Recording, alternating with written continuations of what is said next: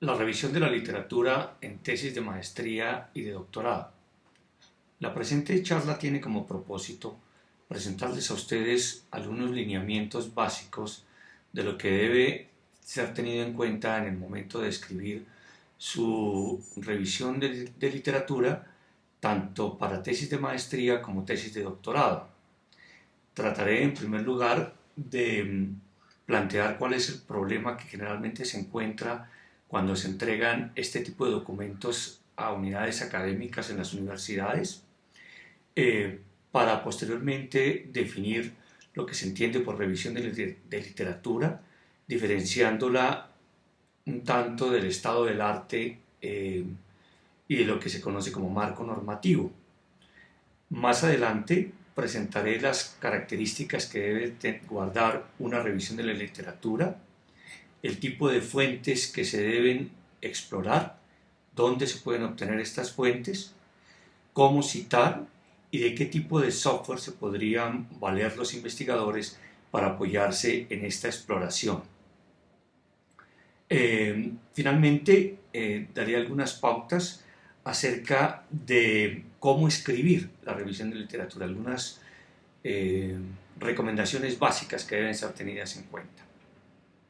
En primer lugar, el problema con que nos encontramos los profesores universitarios o quienes revisamos proyectos de investigación cuando son remitidos por entidades tipo Conciencias u otras universidades o revistas especializadas, consiste principalmente en que lo que se presenta como revisión de literatura muchas veces no es coherente con el tipo de investigación que se suele presentar. ¿A qué me refiero? A que la revisión de la literatura no es pertinente al problema que se desea investigar. Eso por una parte. Por otra, no es tenida en cuenta para explicar los resultados o los hallazgos de la investigación. Parece más un agregado de teorías, de conceptos, muchas veces desarticulado, desactualizado, ¿sí? Y sin conexión entre sí. Los investigadores suelen presentar una serie de teorías o conceptos como ruedas sueltas que dan lugar muchas veces a lo que pareciera un Frankenstein en su forma, porque no se muestra conexa entre sí. Muchas de estas revisiones son poco relevantes, en un porcentaje muy bajo están actualizadas, y principalmente no es tenida en cuenta esta revisión de la literatura en el momento de explicar los hallazgos que presenta el investigador. Esta es como la problemática con la que nos solemos encontrar quienes evaluamos proyectos. ¿Qué es una revisión de la literatura? Es fundamentalmente un marco de referencia para justificar una pregunta de investigación y para explicar unos hallazgos. En la revisión de la literatura que se hace para formular un proyecto de grado, ¿sí? Los conceptos, teorías o autores que se citan deben dar la pauta para mostrar dónde está el problema que se quiere investigar. Es decir, si hay una pregunta de investigación que va a orientar el proceso de investigación, la revisión de la literatura debe dar cuenta de ese vacío teórico o de ese vacío conceptual o en la información que adolece el campo del conocimiento en el que se inscribe el proyecto de investigación. Si, por ejemplo, el investigador está interesado en estudiar el asunto del maltrato escolar, pues la revisión de la literatura deberá dar cuenta de qué es lo que se sabe acerca del tema y qué es lo que no se sabe.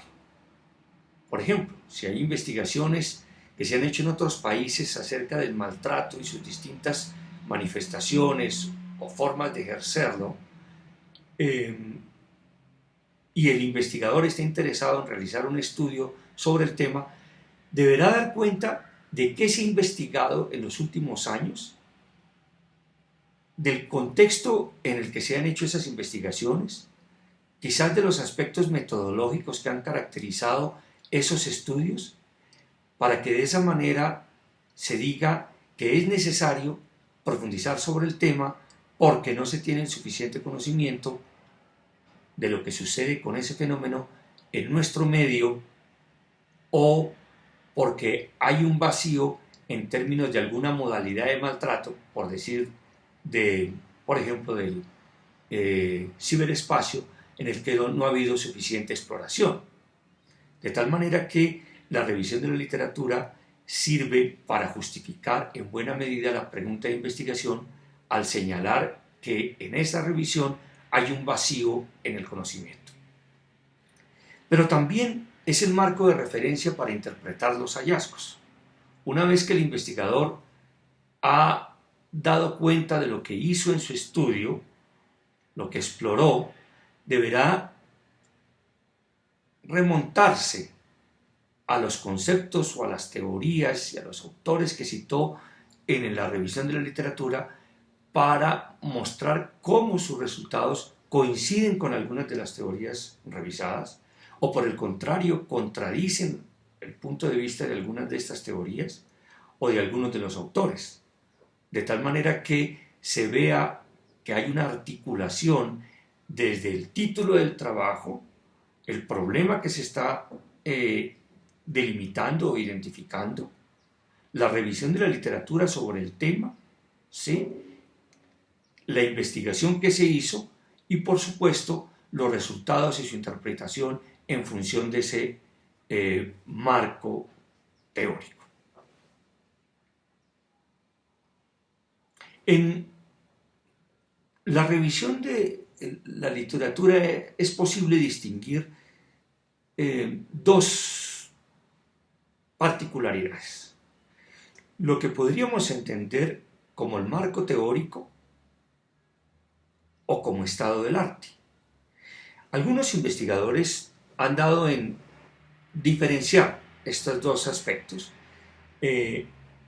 haciendo ver que el marco teórico se refiere principalmente a las categorías principales que se han identificado como centrales en el campo del conocimiento en el que está enmarcada la propuesta de investigación.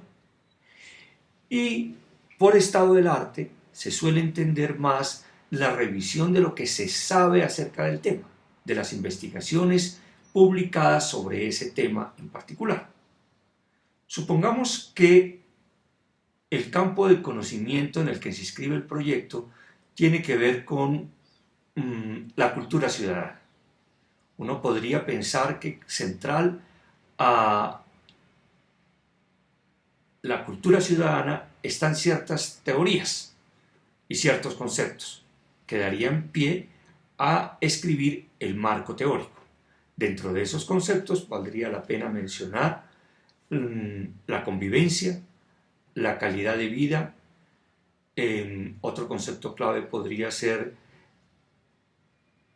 las reglas que guían el comportamiento de las personas, el mismo concepto de cultura ciudadana. Quizás podríamos mencionar la noción de ciudad educadora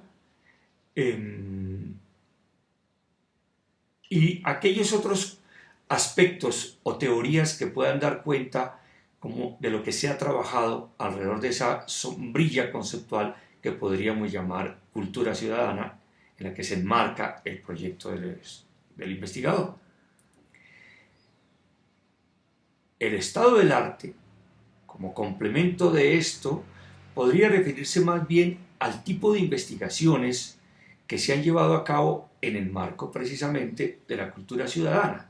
Y entonces uno tendría que entrar a revisar qué publicaciones se han realizado dentro de ese marco conceptual, haciendo una estructuración de ese estado del arte a partir de algunas categorías que el investigador propone.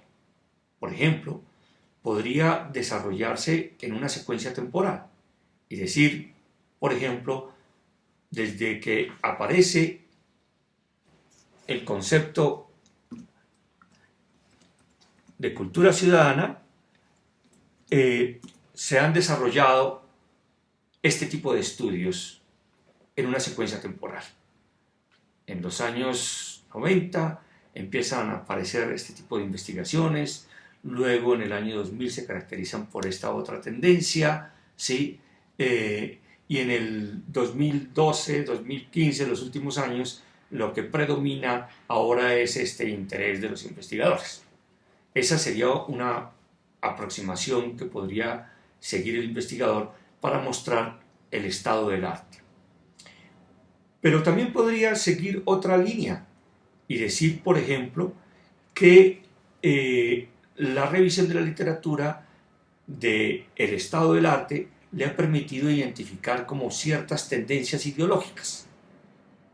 Y entonces organiza la revisión de los artículos que ha revisado o de los libros y demás publicaciones en términos de una secuencia ideológica que el investigador cree haber develado al estudiar estas fuentes bibliográficas. Y así, cada autor podría darle un sesgo particular al estado del arte. Y es en ese aspecto que uno podría decir que el estado del arte es ya de por sí un aporte al conocimiento, porque es el investigador quien establece